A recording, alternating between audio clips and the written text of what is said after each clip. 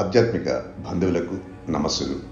ప్రతి ఆది మరియు బుధవారం మనం మననం చేసుకునే శ్రీమద్ భగవద్గీత సందేశంలో సంఖ్యాయోగం నుంచి 38వ శ్లోకం గురించి ఈరోజు మనం తెలుసుకుందాం. సుఖదుఃఖే సమయకృత్య లాభాలాభౌ జై జయౌ. నీ మనసుని స్థిరంగా ఉంచు, దాన్ని అటు ఇటు పరిగెత్తనీయకు. సుఖదుఃఖే సుఖంలోనూ దుఃఖంలోనూ, లాభాలాభౌ లాభంలోనూ నష్టంలోనూ, జయాజయౌ విజయంలోనూ అపజయంలో, పరిస్థితుల్లో కలిగే మార్పులకు చలించకుండా సాధ్యమైనంత ప్రశాంతంగా స్థిరంగా నీ మనసును ఉంచు. తతో యుద్ధాయ యుజస్య. అటువంటి మనసుతో నీ జీవిత సమరంలో అడుగుపెట్టు. నయనం పాప మావాప్ససి. అప్పుడు నీకు అపజయం కలగదు, జీవితంలో గెలుపొందుతావు. ఈ రకమైన మనోవైఖరి వల్ల నీకు పాపం అంటదు.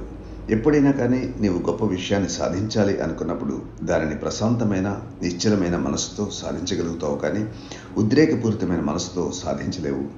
ఈ రోజుల్లో మన రాజకీయాలన్నీ వట్టి ఉద్రేకపూరితంగానే ఉంటున్నాయి. అందువలనే నిర్ణయాలన్నీ కొన్ని రోజులకే చెప్పబడిపోతుంటాయి. గొప్ప కార్యశీలత గలవారు ఈ విధంగా చేయరు. వారు దృఢ విశ్వాసంతో నిదానంగా నిశ్చలంగా పనిచేస్తారు. ఉద్రేకులు పనిచేస్తున్నా వారు చాలా కొద్ది పనే చేయగలుగుతారు. వంట ఇంట్లో ఉన్న స్త్రీ కానీ, ఆఫీస్ పనుల్లో ఉన్న కార్యనిర్వాహకుడు కానీ అన్ని పనుల్లో ప్రశాంతంగా నిబ్బరంగా కార్యాన్ని నిర్వహించాలని చెప్పాడు. అటు ఇటు పెరిగెత్తడం మనసు యొక్క సహజ లక్షణమే. అయినా దానిని నిశ్చలంగా ఉంచగలుగుతావా? ప్రతి అనుభవం మనసులో ఒక కదలికను కలిగిస్తుంది. సముద్రంలోని అలలాగా నిర్మలమైన మనస్సులో కూడా అనుభవాల అలలు కదులుతూ ఉంటాయి. కొన్ని అనుభవాలు పెద్ద అలలుగా, మరికొన్ని అట్లాంటిక్ అలలుగా ఉవ్వెత్తున ఎగిసిపడుతుంటాయి. అందరికీ కొంతవరకు సముదాయించుకునే స్థితి ఉంటుంది, కానీ కొన్ని విపరీత పరిస్థితుల్లో ఆ సమత్వాన్ని కోల్పోతుంటారు. నిత్యం అభ్యాసం ద్వారా మనసుని నిశ్చలంగా ఉంచుకోగలుగుతాం. శ్రీకృష్ణుడు మనకు 2 విధాలుగా జీవితం, పని గురించి తెలుపనున్నాడు. మనసు పని వల్ల ఎప్పుడూ చంచలంగా ఉంటుంది. అందుచేత మనం మనసుని అదుపులో పెట్టుకోవాలి. దాన్ని ప్రశాంతంగా నిశ్చలంగా ఉంచాలి అన్నదే ఆరంభంలో చెప్పే సందేశం. ఆ తరువాత వేదాంతం అంతా యోగంగానే చెప్పబడింది. యోగం నిర్మలము నిశ్చలము అయింది. ఏ అనుభవం అయినా జంతువుకు ఉపద్రవంలాగా ఉంటుంది. అందువల్ల అది దానికి ప్రతిక్రియను వెంటనే చూపిస్తుంది. ఆ తర్వాత మెల్లగా సర్దుమణుగుతుంది. అది జంతువు యొక్క ప్రవర్తన. మానవుల్లోని కూడా సరియైన శిక్షణ కనుక లేకుంటే ఆ విధమైన ప్రవర్తనే గమనిస్తాం. ఆరంభ దశ నుంచి మానవుని పరిణామం కొంతవరకు సమత్వ బుద్ధిని కలిగి ఉంది. ఆ సదుపాయాన్ని ప్రకృతి కలిగించింది. ప్రతి విషయం పరిశీలన మీద ఒక అనుభవాన్ని కలిగిస్తుంది. వెంటనే మనకు కలిగిన అనుభవానికి స్పందించకుండా కొంత వ్యవధిని కనుక ఇవ్వగలిగితే బాగుంటుంది. ఈ లక్షణం ఆరంభం నుంచే కొద్దిగా పొంది ఉన్నాం. దానినే మన మానసిక స్థితిగా చెప్పవచ్చు. ఎవరైనా మనల్ని దూషించగానే వెంటనే మనం వారిని తిరిగి దూషిస్తాం. అలా కాకుండా ప్రతిక్రియకు కొంత వ్యవధిని ఇవ్వమంటున్నాడు. ఎంతైతే మనం కర్మ చేస్తామో మరలా అంత ప్రతిఫలాన్ని మనం పొందుతాం.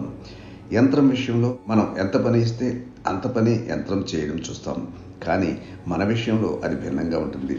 మనకు కలిగిన అనుభవం 1% అయితే ప్రతిక్రియ 10 రెట్లు ఉండవచ్చు, లేకుంటే అసలు ప్రతిక్రియ లేకుండా ఉండవచ్చు. అందువల్ల మనం స్వేచ్ఛను కలిగి ఉన్నట్లు తెలుస్తుంది. ఏ జీవికి ఈ స్వేచ్ఛ లేదు. మన ప్రతిస్పందనను మన ఆధీనంలో ఉంచుకున్నట్లయితే మనం మానవత్వాన్ని సాధిస్తాం, మనిషిగా ఎదుగుతాం. మనసును నిశ్చలంగా నిర్మలంగా ఉంచుకోవడం ప్రధానమైంది.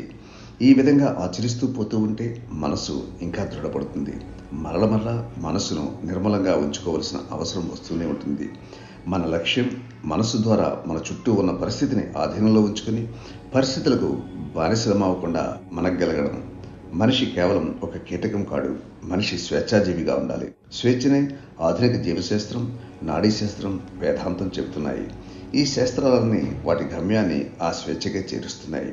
వేదాంతం ఉన్నతమైన స్థాయికి మనల్ని చేర్చగలుగుతుంది. క్రియ ప్రతిక్రియలకు కొంత వ్యవధిని ఉంచమని తెలియజెప్పడం గొప్ప అద్భుతమైన ఆరంభంగా చెప్పవచ్చు. దాని నుంచి చాలా విలువైనవి మనం సాధించవచ్చు. ఈ అధ్యాయం చివరి శ్లోకాల్లో 18, 19 శ్లోకాల్లో శ్రీకృష్ణుడు సంపూర్ణమైన మానసిక సమన్వయాన్ని కలిగి ఉన్న మనిషి స్థితప్రజ్ఞుడిగా ఏ విధంగా ఉండగలడో చక్కగా విశదీకరిస్తాడు. స్థితప్రజ్ఞ అంటే నిశ్చల బుద్ధి కలిగి ఉన్నవాడు, లేక సమత్వమైన తెలివి, నిశ్చలమైన జ్ఞానం పొందినవాడు అని అర్థం. ముందు వ్యాఖ్యానం, తరువాత వివరణను తెలియజేస్తాడు.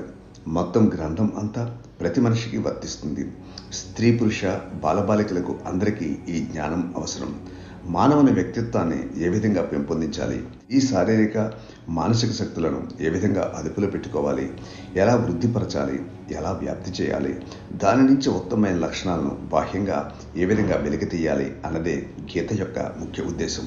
ఈ ప్రయత్నంలో ఇతరులు మనకు కేవలం సహాయకారులుగానే ఉంటారు, కానీ స్వప్రయత్నం ద్వారా ఎవరికి వారే అభివృద్ధి చెందాలి. కొద్దిమంది డబ్బుని పెట్టుబడిగా పెట్టుకుని మంచి బుద్ధి కుశలతను ఉపయోగించి వ్యక్తి ఏ విధంగా ధనవంతుడు అవుతున్నాడో అదేవిధంగా ప్రతి మనిషి తనకున్న శక్తితో ఉత్తముడు కాగలడు.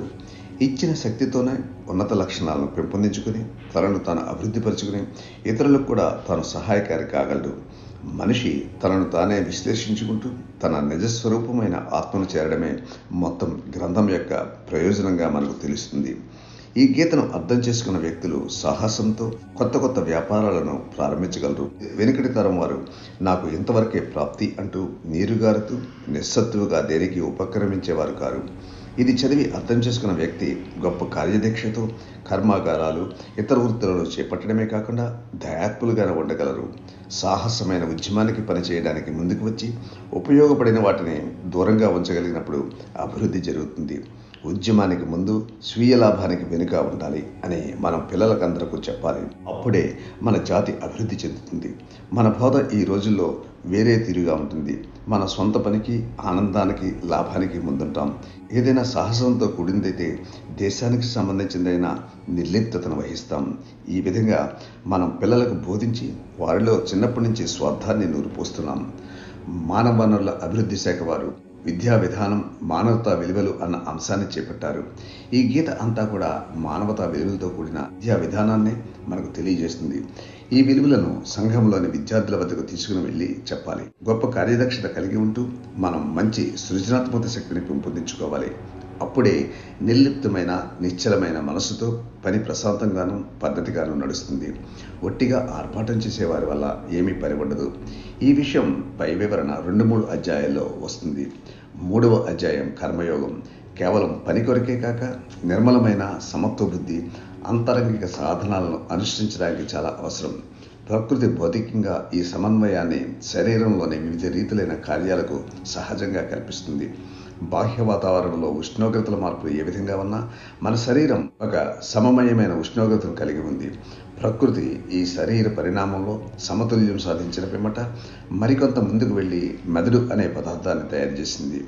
నాడీ శాస్త్రవేత్త గ్రే వాల్టర్ అంటారు, మామల్స్ పాలు ఇచ్చే జంతువుల్లో బుద్ధిశక్తి అంతా కూడా స్వీయ సంరక్షణకే ఉపయోగపడుతుంది. కానీ మనిషికి సమతౌల్యం స్వతంత్రాన్ని ఇస్తుంది, స్వేచ్ఛనిస్తుంది. శరీరంలో రక్తం, ఉష్ణోగ్రత ఇవన్నీ సమంగా ఉండే స్థితి ప్రకృతి మనకు కల్పించింది. ఈ సమతుల్య భౌతిక స్థితినే హోమియోస్టాసిస్ అంటారు. మానసిక సమతుల్యాన్ని మనసులోని పరిణామం ద్వారా సాధించవచ్చు. సమత్వ బుద్ధితో గొప్ప పరిణామాన్ని పొందవచ్చు. అవన్నీ ఏమిటో మనం వచ్చే శ్లోకంలో, వచ్చే వీడియోలో మనం తెలుసుకుందాం.